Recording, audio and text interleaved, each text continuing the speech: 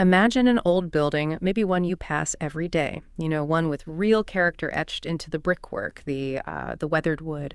And you look at it and you just wonder, what stories could those walls tell? How many different lives, different identities has it seen over the decades, maybe even a century? Well, today we're doing more than just wondering.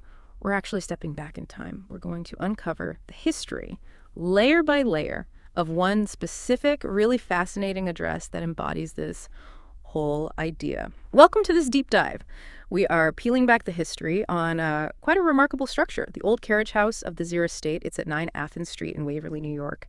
And its current owners, Amy and Brad Zier, they have a lovely name for it, Whimsical Haven.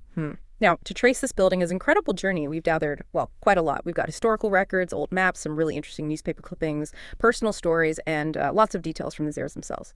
So our mission here is really to understand how it evolved, from its pretty humble beginnings right through to some surprising changes and all the vibrant lives it sheltered over, well, more than 100 years. Okay, let's unpack this journey. We'll follow the changes, see what stayed the same, and meet some of the people who called this building home. You're going to hear about some incredible transformations. So where do we start? Well, naturally, with its original purpose. Right, as a carriage house. Exactly. It was clearly built for the main mansion, the grand house at 208 Chemung Street. Probably held carriages, maybe horses too. That makes sense, likely doubling as stables. And there's evidence for that, right? Actual physical proof. Yeah, tangible clues. They found old hay remnants up in the attic during some recent repairs. Can you believe it? And, get this, reused stall doors were found down in the basement of the main house. Wow. Little details like that. Little things like that, they really, they bring that early history to life, don't they? They help paint a picture. Yeah. Now, trying to figure out the exact construction date, that's where things get a little bit fuzzy. It's a bit of a historical puzzle. Okay. Tax records, they suggest 1866. But then there's this map from 1869, and the carriage house isn't on it. But does that necessarily mean it wasn't there? Maps back then sometimes? Exactly. We know that specific map often left off barns and smaller outbuildings, so maybe not conclusive. But then you look at the 1888 Sanborn map, and boom, it's clearly there. And it keeps showing up on all the later maps we checked, 1893, 98, 1908, 1914. So definitely standing by 1888, which fits with, wasn't the main mansion getting major upgrades around then? Absolutely. That whole period saw huge improvements. DeWitt Slaughter did extensive work, basically rebuilt parts of it in 1873. It was a wedding gift for his son, Samuel. A wedding gift, wow. And then Samuel himself kept making grand renovations between 1877 and 1887. Okay, so the carriage house could easily fit into those plans. That's the theory. Could have been part of DeWitt's big wedding gift project, or maybe Samuel added it later, or perhaps they even replaced an older barn that was there. It's hard to say for sure.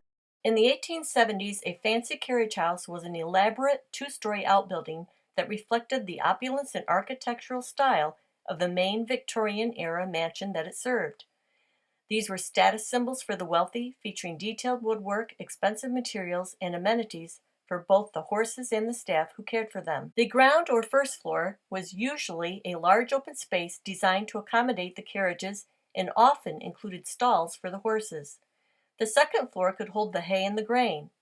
Areas in the carriage house were also designated for the storage of livery accessories and other carriage-related equipment. That dating discrepancy is fascinating, though. As you said, it's a puzzle. When we hit conflicting records like this tax says one thing, map maybe implies another, how do we usually approach that? What's the process? Good question. It's really about weighing the sources, isn't it? Like, how reliable is a tax record versus a map known to omit things? Right, and looking for other clues, other corroborating evidence. The fact it's missing from the 69 map isn't a smoking gun, given the map's limitations. But its solid presence by 1888 really anchors it in that late 19th century period of development for the estate. Yeah, it ties the carriage house directly to the mansion's evolution and maybe the ambitions of those early owners. Definitely. And, as time marched on, so did the building's purpose. Technology changes things. The automobile arrives. Exactly. We see a big shift around 1915. That happens to be the year Samuel Slaughter's daughter, Gertrude, married George Brinkernap. Oh, okay. And with cars becoming more common, the carriage house starts this slow transformation, moving from, actual horsepower to horsepower of a different kind. Right, for automobiles. The 1917 directory, George and Gertrude Knapp had two autos. Having two autos in 1917 was extremely uncommon. At that time, cars were still a relatively new invention, and while prices were dropping, they remained a significant luxury purchase for most people. In 1917, there was approximately one vehicle for every 20 people. Multiple car households did not become common until after World War II, during the economic boom of the 1950s. Families who owned two cars in 1917 would have been exceptionally wealthy, as it would have been a purchase far beyond the means of the average American. By 1927, the maps even label it an automobile barn. It just shows how quickly everyday life was changing back then, even for buildings. It really does, adapting to the times. But the most dramatic change, that was still to come. Around 1945 to 1950, maybe just after World War II, the whole estate gets sold to a Mrs. Mary Fralick. And she initiates this major conversion project for the carriage house at 9 Athens Street. Conversion into what? Apartments. She fundamentally changed it, turning it into two separate apartments, one on each floor, apparently with identical layouts. Wow, that's a significant alteration. Huge. Think about what that involves. Those big swinging barn doors in the back. A neighbor who lived there in the 40s confirmed they were still there around 47. They had to go. Right, you can't have barn doors for apartment? Well, they were replaced with a back staircase going up to the second floor, and two enclosed back porches were added, one for each apartment. So a complete functional overhaul. Totally. And you mentioned this earlier, but that timing right after the war, that wasn't just happening in Waverly, was it? Oh, absolutely not. If we connect this to the bigger picture, this conversion truly reflects a massive post-World War II housing need. It was happening everywhere. You had all these large estates built for a different era, suddenly looking impractical, maybe unaffordable for just one family. And you had this huge demand for housing. So repurposing them made sense. Exactly. Converting buildings like this carriage house into apartments rather than just tearing them down was a really common pragmatic solution. It shows a kind of architectural resilience, adapting to economic and social pressures. It's a great point. A sustainable choice, in a way, even back then. Were there common challenges with these kinds of conversions? I imagine plumbing, electricity. Definitely. Adapting utilities designed for one use to serve multiple households, creating separate safe entrances, meeting fire codes, those were big hurdles. Makes sense. Ethically, though, it was mostly seen as a good thing, balancing the preservation of these often historic structures with a very real societal need for homes, making them work for a new reality. A new chapter for the building. And once it became apartments, wow, the stories really start pouring in. It became a haven for such a diverse group of people. Okay, who moved in first? Well, the first tenants we know about after the conversion, this is around 1947, 1948, were the David C. Meyer family. David was the manager of the local gaslight company. And also the Paul L. Lipp family. They owned a tool and die company. So local business folks. Yeah. And we even get little glimpses into their lives. Like the Myers' daughter, Mary Ann, was studying nursing and announced her engagement while I lived there. Little human details. Nice. But then, among those early tenants, here's where it gets really interesting. Almost like history looping back on itself. Whoa. Remember Gertrude S. Knapp? Samuel Slaughter's daughter who grew up on the estate? Yeah, the one who married George Knapp in 1915. That's her. Well, after the estate was sold around 1950, she and her daughter Charlotte actually ended up renting the first floor apartment. Wait, in her family's old carriage house? Yes. Can you even imagine returning to a piece of your family history, a building you knew intimately from the outside, but now living inside it as a renter? The memories must have been overwhelming. That is poignant. Wow, what a twist. Isn't it? And then there are other stories that just jump out. Like Jules Helfner and his wife Sylvia, they lived there in the early 1950s. Jules was a World War II GI. And get this, years after the war, right there in nearby Sayre, Pennsylvania, he actually met the very man he had rescued from a bombed-out cellar in Germany. No way. What are the odds of that? Incredible, right? Bill McGavin was his name. Just a chance encounter years later.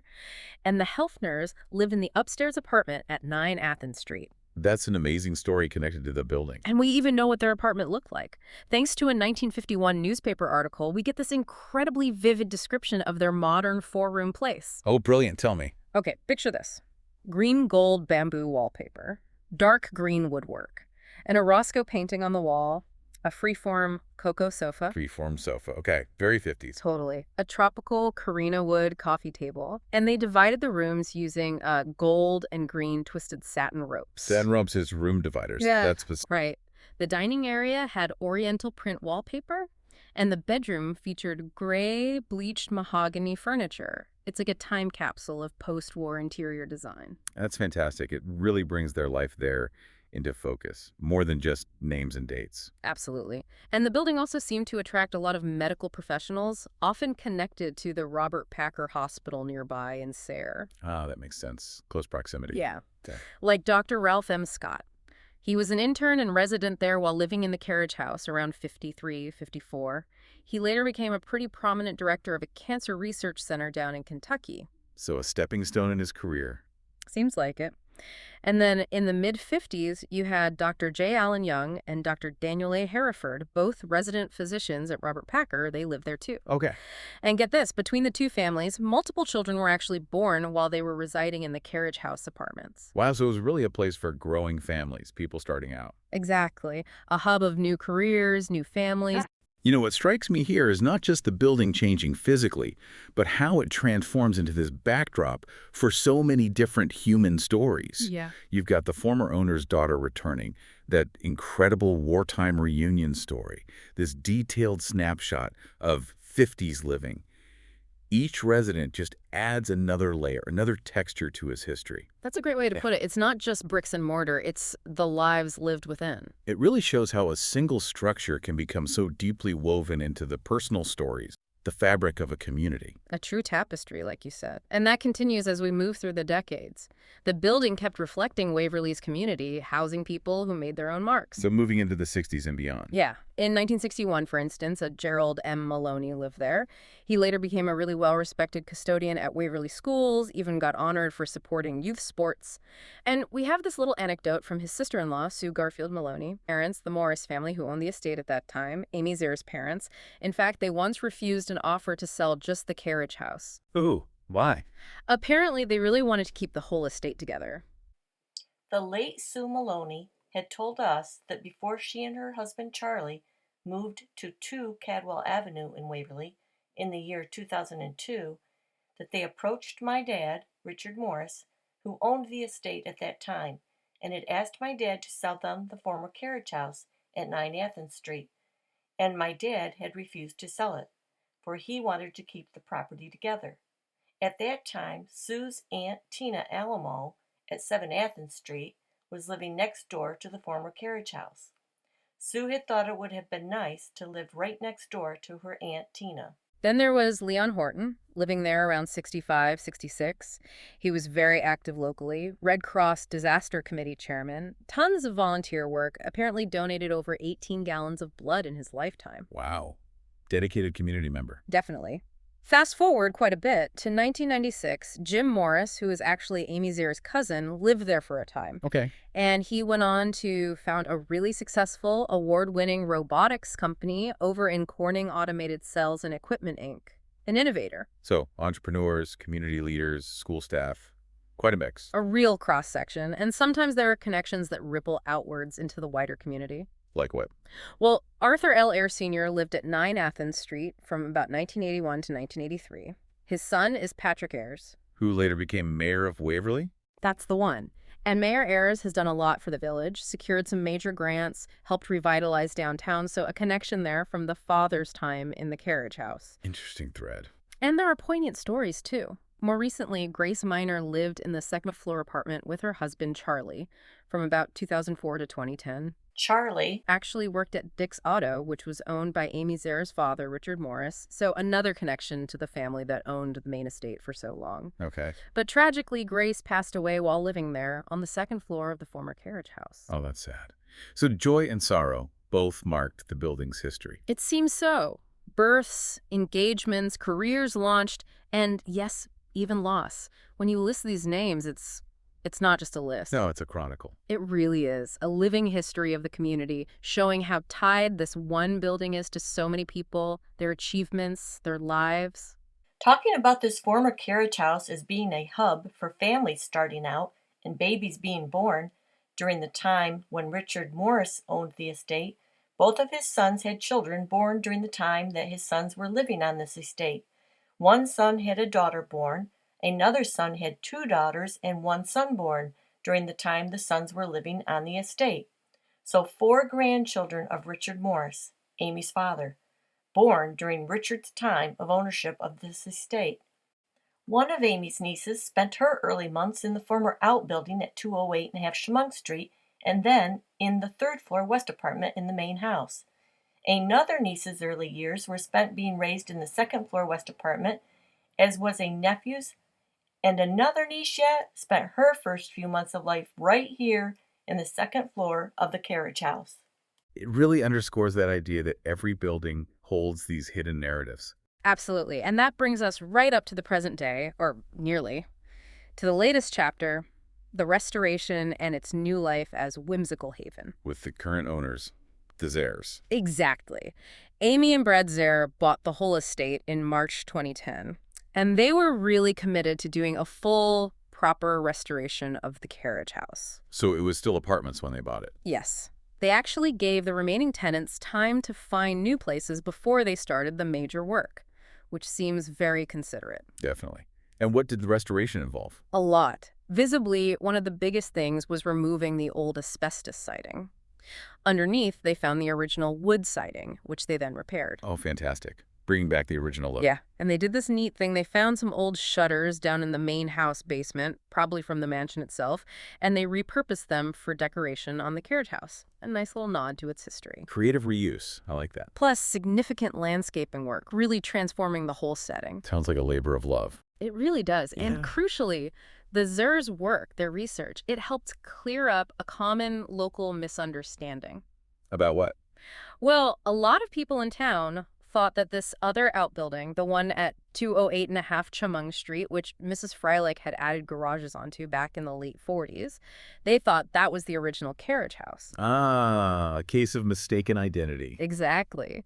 But the Zairs, through their work, finding the hay, the stall doors, comparing maps and records, they confirmed that no, the real historic carriage house, the one with all these stories we've been talking about, is 9 Athens Street. That's important historical clarification. Setting the record straight. Definitely. And they're not done yet. They have future goals. Oh, yeah. They'd love to restore the original slate roof. And, fingers crossed, maybe even reinstate the cupola, that little tower on top, which you can actually see in an old photo from 1906. Oh, that would be amazing, bringing back original architectural features. Wouldn't it? It's just such a dedicated effort to honor the building's past while giving it a future. You know, this really highlights something important about how we understand history.